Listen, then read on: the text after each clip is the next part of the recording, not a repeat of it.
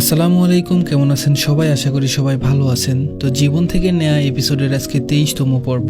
তো আজকের পর্বে আর একটা গল্প শেয়ার করব, আশা করি আপনাদের ভালো লাগবে। তো আজকের গল্পটা কুমিল্লা থেকে একটা আপু পাঠিয়েছে। তো চলুন বেশি দেরি না করে আজকের গল্পটা শুরু করা যাক। আমার নামটা না হয় গোপনই থাক, আমি কুমিল্লা থাকি, মধ্যবিত্ত পরিবারের মেয়ে আমি। আমার বয়স যখন 10 বছর তখন আমার বাবা মারা যায়।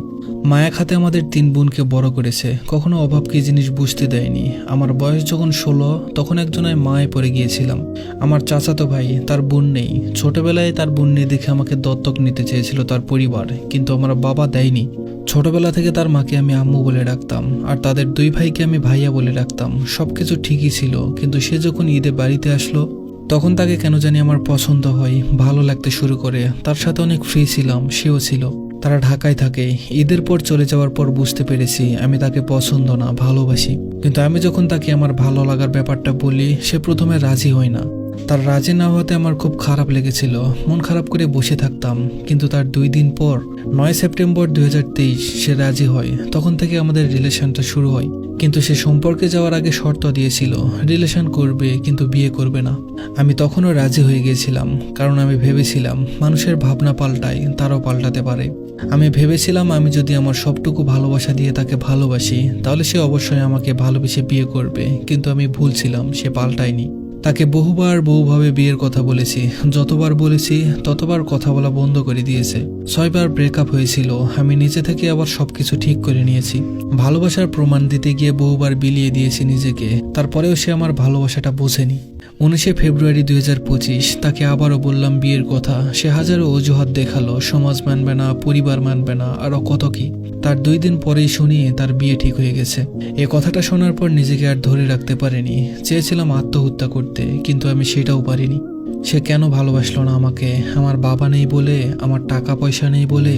তাকে বলেছি সারা জীবন তার পরিবারের গোলাম হয়ে থাকবো, কখনো কিছু চাইবো না, কিন্তু সে শোনেনি। আমার আর্তনাদ তার মন গলাতে পারেনি। অবশেষে আমি বুঝতে পারলাম, আপনি যদি কাউকে সবটা দিয়ে ভালোবাসেন, তার জন্য সব করতেও পারেন। সে যদি আপনাকে ভালো না বাসে, তাহলে আপনার ভালোবাসার কোনো মূল্য পাবেন না। আসলে জোর করে কারো কাছ থেকে আর যাই হোক ভালোবাসা পাওয়া যায় না। তাকে অভিশাপ দিব না, কিন্তু আমি খুব করে চাই সে একদিন আফসোস করুক, খুব বাজেভাবে করুক। হ্যাঁ, আমি এটাই চাই। তো এই ছিল আজকের গল্প। আসলে জোর করে সব পাওয়া গেলেও ভালোবাসা পাওয়া যায় না। যে থাকতে চায় না তাকে কি আর জোর করে রাখা যায়? ওই যে একটা কথা আছে না, যে ভালোবাসতে জানে তার কপালে ভালোবাসা জোটে না, আর যে ভালোবাসতে জানে না তার জীবনে ভালোবাসার অভাব হয় না। আমি এজন্যই সবাইকে বারবার বলি, জীবনে যাই করেন কাউকে ভালোবাসতে যাবেন না। আপনি বাবা মা ভাই বোন সবাইকে হারিয়ে থাকতে পারবেন, কিন্তু ভালোবেসে যদি ঠকে যান, তাহলে আপনার বেঁচে থাকাকে কষ্টকর বলে মনে হবে। আর কাউকে হারিয়েছেন এর মানে এই নয় যে আপনি হেরে গেছেন বা আপনার ভাগ্যটাই খারাপ। আসলে আপনার জীবন থেকে ভুল মানুষ চলে গিয়েছে, সঠিক মানুষ আপনার জীবনে নিয়ে আসার জন্য। যে মানুষটাকে আপনার জন্য বানানো হয়নি, আপনি যতই তাকে ভালোবাসেন, যতই সোনার শিকল দিয়ে বেঁধে রাখেন, দিন শেষে সে আপনার জীবন থেকে চলে যাবেই। আর যাকে আপনার জন্য বানানো হয়েছে, যে মানুষটা আপনার, সে যতই দূরে থাকুক আপনার কাছে তাকে আসতেই হবে। তাই জীবন থেকে কেউ চলে গেলে ভেঙে না পড়ে, মন খারাপ না করে থেকে বরং খুশি হন যে আপনার জীবনে সঠিক মানুষ আসার রাস্তা ক্লিয়ার হয়ে গেছে। যাই হোক, আমাদের গল্পগুলো ভালো লাগলে অবশ্যই কমেন্ট করে জানাবেন। আর নতুন নতুন গল্প পেতে অবশ্যই voice of Sohan YouTube channel আর ফেসবুক পেজটা ফলো করে দিবেন। আর আপনার সাথে ঘটে যাওয়া গল্প যদি আমাদের মাঝে শেয়ার করতে চান, তাহলে অবশ্যই ভয়েস অফ সোহান ফেসবুক পেজে মেসেজ করবেন, অথবা আমাদের ইমেল করতে পারেন।